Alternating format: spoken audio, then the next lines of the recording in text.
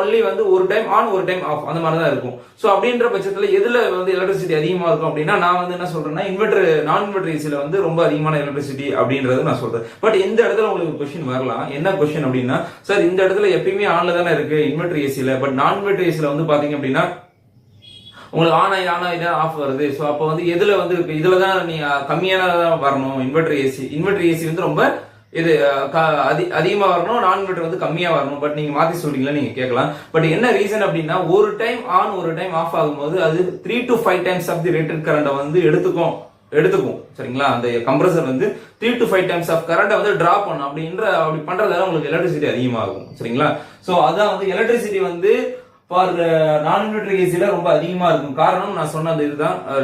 ஒரு டைம் வந்து ஆன் ஆகும் போதும் 3 to 5 டைம்ஸ் எடுக்கிறதால இதுல வந்து நான் இன்வெர்டர் ஏசில அதிகம். பட் இன்வெர்டர் ஏசில வந்து பாத்தீங்கன்னா இது வந்து ரொம்ப ரொம்ப கம்மியா இருக்கும் இதோட